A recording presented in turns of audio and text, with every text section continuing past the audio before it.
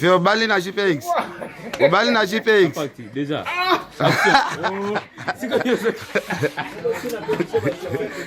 Oh, ils ont bien. Mais au bali au banda musala depuis première année. Banda première année. Ti lelo 10 ans. On a un problème mon côté. Nous sotolobaka. Voilà. Siko tolobi boye et salemi. Ba agence kangama nango soke fungwami ya bino kangama atende. Bise kangama ate secret. Secret nango ezali musala. Musala. Musala nango à partir ya boss kuna na niki.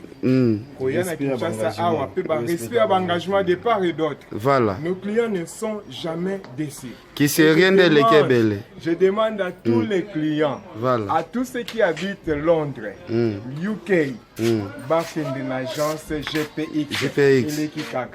C'est mon vieux Gaston. Et pas il y a Gaston Chenda. Voilà. Yende Mokonzi. Biso na Kinshasa. Voilà. Kamboye kende pepele. Na olobana. Alors mon frère. Yopé, ça fait beaucoup des années, Nakutako Awa, on a habité 10 ans de fidélité, binona ba client, bino salo comme. Donc, JPX, moi, sincérité, tout ça, moi, donc, moi, engagement, tout ça, ba client, biso. Sérieux, biso, tout ça, voilà. Yango, toujours maintenir 10 ans d'expérience, yango. Tout ça, tout notre client, biso, mon corps, le gars qui te présente, binoye.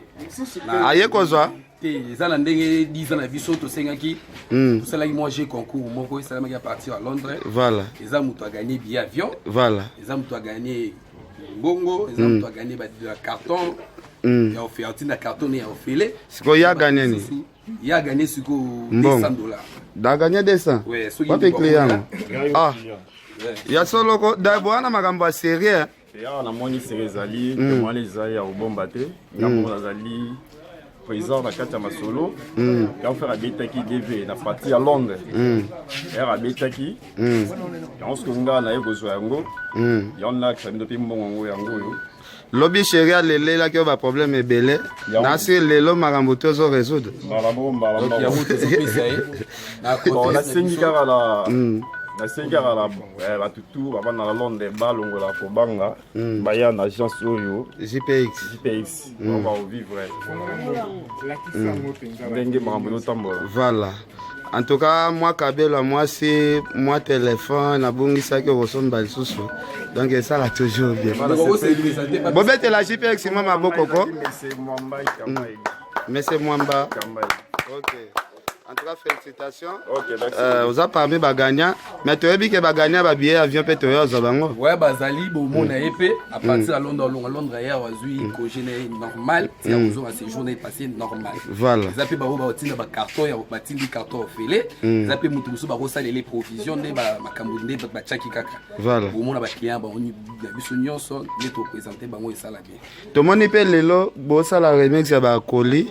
N'habitez bien chaque semaine, bilo koyaka. So biloko eyaka ya vieux eyaka longwa kuna lundi comme lundi awa ou ya bateau longwa ka ça là un mois de le départ à bateau takate donc confiance au beau pesa est-ce que tu comme on ta dépôt ouais dépôt le lot fait 10 ans fidélité voilà qui sur bateau ba mona pena ke na biloko eyaka ouais donc alors bateau tout ba besoin tinda biloko awa biloko ekomaka pena normal bon mona dépôt na ba congélateur ezoya donc ba carton ya ngwana moi to filmer tina kati ate na bali na mbongo ya JPX pona chauffeur boyo wa chauffeur o mema biloko tellement na travailler trop awa na koma casser papa voilà banda bulo awa ngana taxi men na yaka ko mema ba mama kaka wa na JPX voilà na bali kana mbongo ya JPX siko bolongo musala tendeni depuis to eba bilongo non na ko longa te passa na travailler kitoko c'est client ye azui kone na ye toyokani na ketike na ndako monike epesaka bien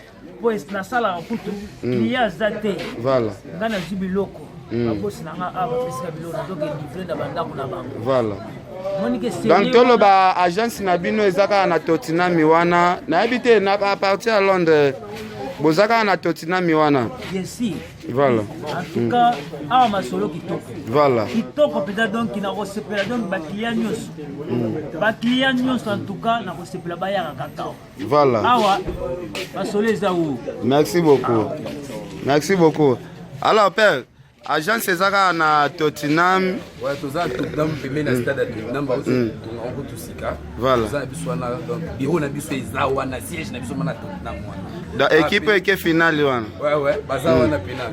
Donc ba toza ka stade de Tottenham après toza na le Pori 73. Voilà. Na commune na Kasavubu donc 10 ans yango. 10 ans fidélité. Na Kembo Nzambe donc na Ngolo Nzambe biso tout. Masoloto carré. Voilà. Merci beaucoup. Donc 10 ans fidélité, Vena Gaston. Balobi fimbu na fimbu toyaki totalaka makambo.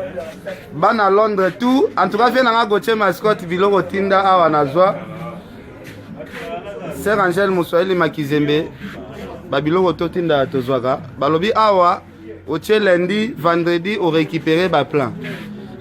Et ça te ba agence ça la ba 3 mois ba 4 mois. Donc awa ça système avion moi 4 jours biloko ekomi.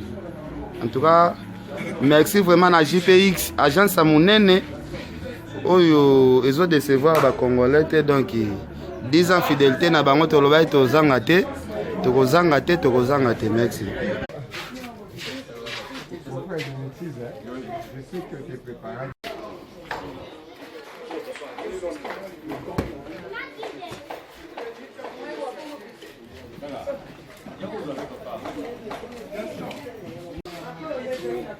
Maman. Non, il n'y a personne qui part. Attends, ma caisse en Kenya, c'est pas que la montagne en Kenya, dimanche, on va en fait. Ah, bon, il y a des Nabiso Kaka Oyo, et to,